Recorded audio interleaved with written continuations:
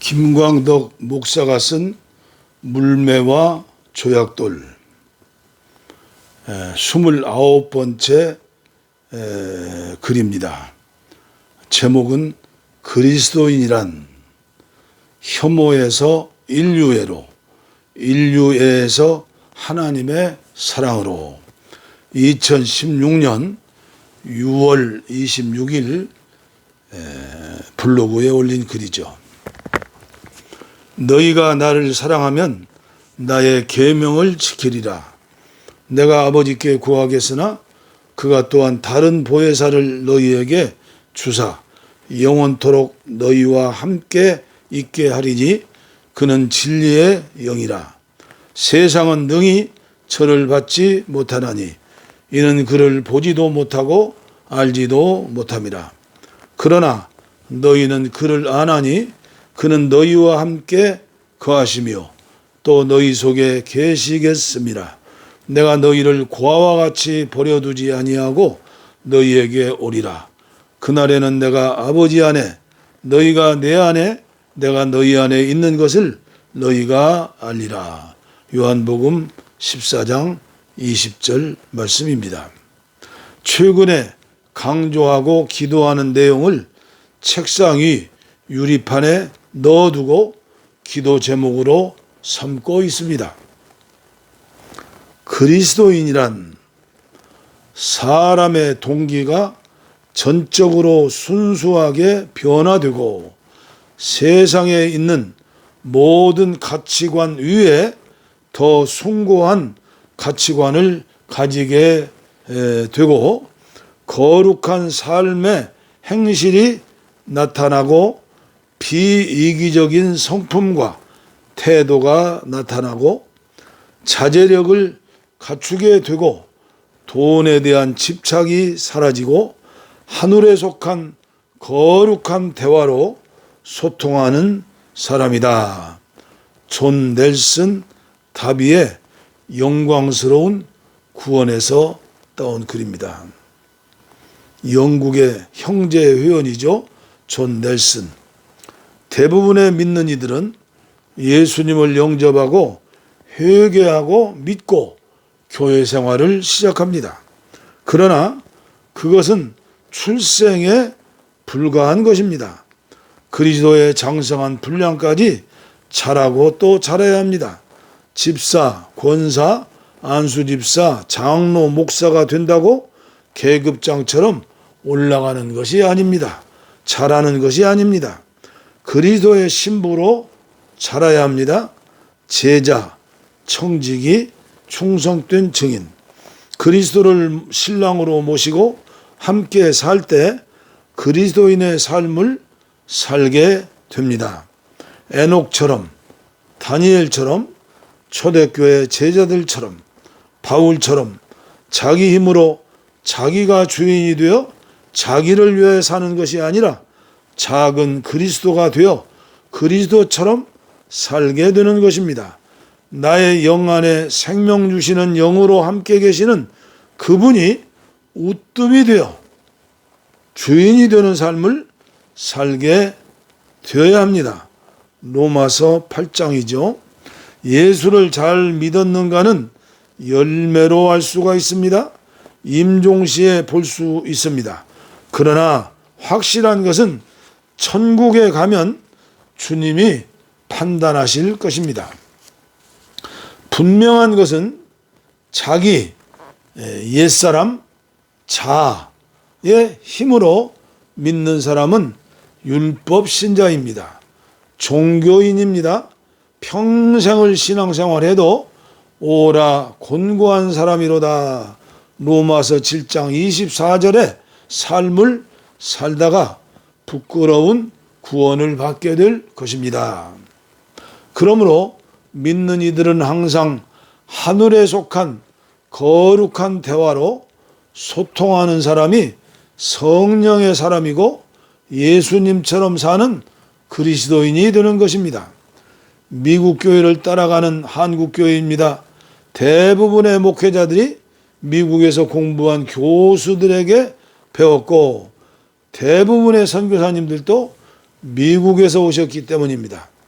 1967년 당시에 미국의 16개 주에서는 인종 간 결혼을 금지했을 뿐 아니라 처벌했다고 합니다. 전형적인 예로 버지니아 주에서는 인종 간 결혼이 1년에 최대 5년까지의 징역형에 처해질 수 있는 중죄였다고 합니다. 참. 동성결혼에 대한 반대 주장이 다양한 것처럼 인종 간 결혼에 대한 주장도 정치적인 것과 신학적인 것을 망라해 대단히 다채로웠던 것입니다. 그러나 현재의 미국인으로서 회고해 보면 당시의 인종 간 결혼을 반대하는 주장 뒤에는 혐오가 숨어 있었음을 알 수 있었을 것입니다. 참으로 안타까운 일이 아닐 수 없습니다. 동성결혼에 대한 반대 주장이 다양한 것처럼 인종 간 결혼에 대한 주장도 정치적인 것과 신학적인 것을 망라해 대단히 다채로웠을 것입니다. 일례로 1924년에 제정된 버지니아주의 인종적 무결성법에서 보듯 당시 사람들은 인종의 순수성이라는 개념을 자랑스럽게 선언했으며 피가 더럽혀진다든지 오염된다는 식의 생각도 만연해 있었습니다. 남부에서는 흑인이 백인이 사용하는 음수대에서 물을 마시거나 백인이 가는 수영장에서 수영을 하거나 백인이 쓰는 화장실을 함께 사용하거나 백인의 접시나 잔을 사용하면 무언가 오염되었다는 생각에 혐오감을 느꼈다. 이를 보면 흑인과 백인이 성행위를 하거나 결혼을 한다는 자체가 강력한 혐오감을 일으켰을 것이라는 사실을 알기란 어렵지 않다. 남부지방은 예수를 제일 잘 믿는 근본주의 신앙인들이었죠. 온갖 주장이 다 있었지만 연방 대법원은 인종적 무결성법을 지탱하는 유일한 관념이 바로 이 인종적 낙인 찍기라는 결론을 내렸다. 부당한 인종차별 외에는 흑인과 백인 간의 구분을 정당화하는 어떤 적법한 사유도 없음이 명백했다. 참 안타까운 일이죠. 동성결혼을 금지하자는 주장에 대해서도 같은 결론을 내려야 할 것이다. 마사시 누스바움, 혐오에서 인류애로 성적 지향과 헌법, 이런 책을 보셨나요? 저는 저희 서재에 있고 보았습니다.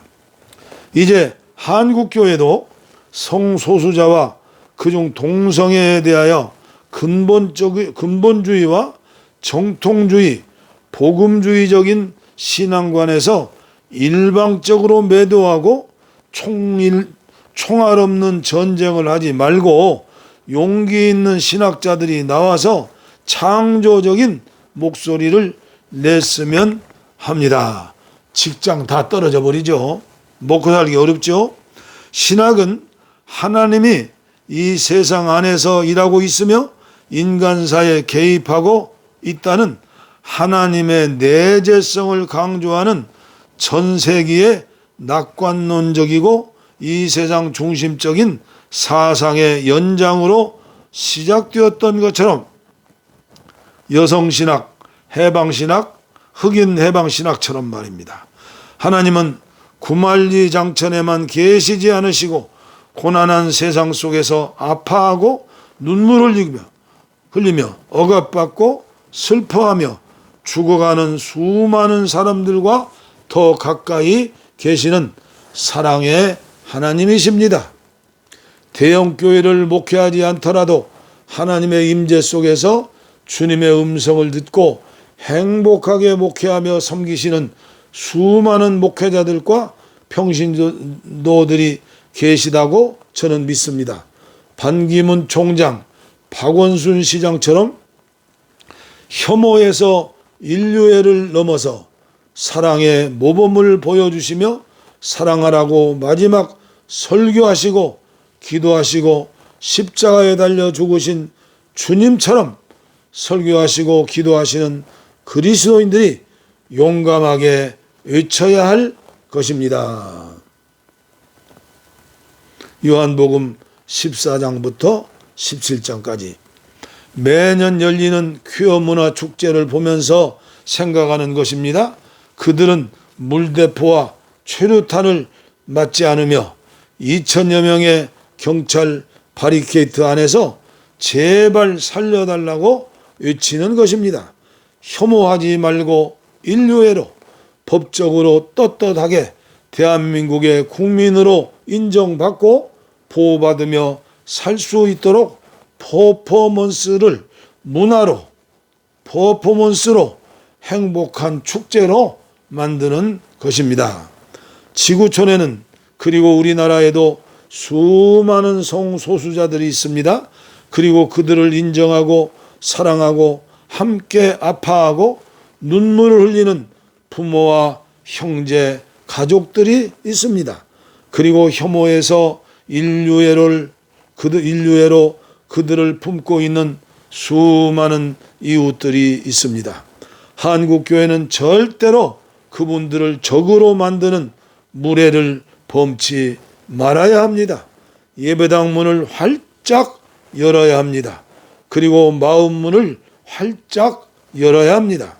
그리스도의 마음으로 예수님처럼 사는 그리스도가 되어야 합니다. 그리스도인이란 생명 주시는 영으로 오신 그리스도와 함께 사는 사람입니다. 고린도전서 6장 17절 100% 그리스도의 은혜로 사는 사람입니다. 나와 같은 죄인도 구원해 주시고 임마누엘의 은혜를 주셨는데 예배당 밖에 계시는 수많은 사람들에게 누구를 통하여 은혜를 주시고 구원을 주실까요? 천사가 아니라 가슴에 피가 흐르는 사람을 통해서입니다. 예수님의 품이 되어 품지는 못해도 정죄하거나 쓰라린 작은 가슴들에게 상처는 주지 말아야 하겠습니다. 아멘.